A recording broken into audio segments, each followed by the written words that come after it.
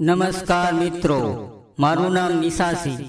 મારી ઉંમર 35 વર્ષની છે અને હું મારા પરિવાર સાથે ગુજરાતના એક શાંત શહેરમાં રહું છું.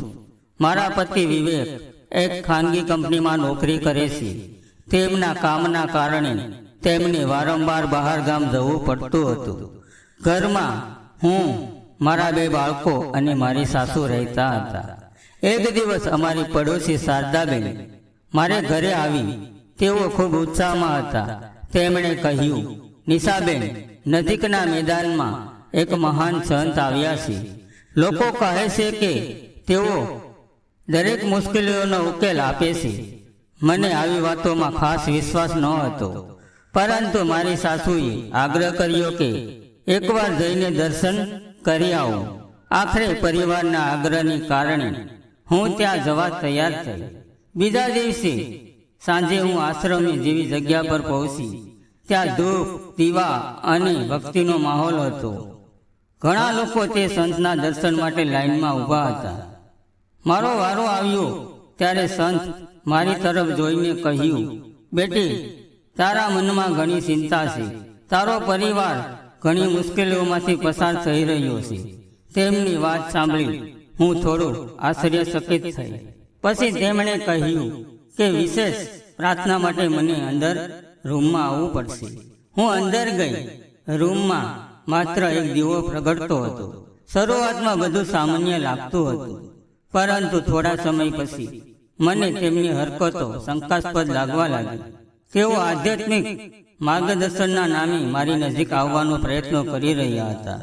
મને તરત સમજાઈ ગયું કે કંઈક ખોટું થઈ રહ્યું છે.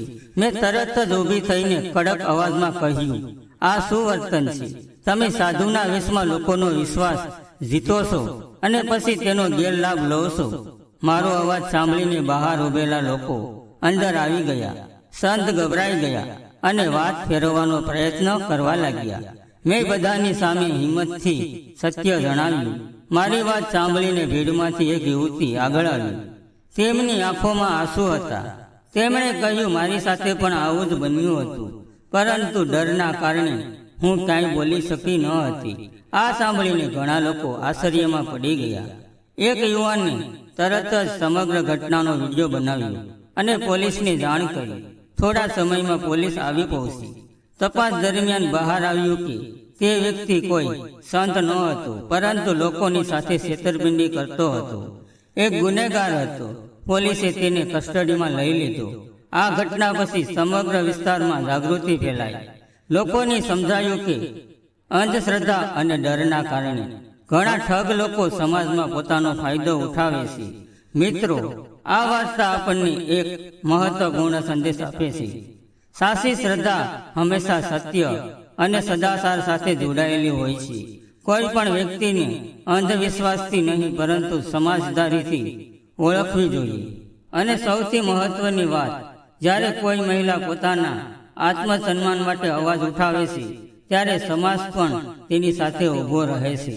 મિત્રો, આ વાર્તાનો હેતુ કોઈની ધાર્મિક લાગણીઓને ઠેસ પહોંચાડવાનો નથી. અને મિત્રો, વાર્તા પસંદ આવી હોય તો લાઈક, શેર અને ચેનલને સબસ્ક્રાઈબ કરવાનું ભૂલતા નહીં. ફરી મળીશું મિત્રો એક નવી વાર્તામાં. ત્યાં સુધી આવજો. વિડીયો પૂરો જોવા બદલ તમારો ખૂબ ખૂબ આભાર.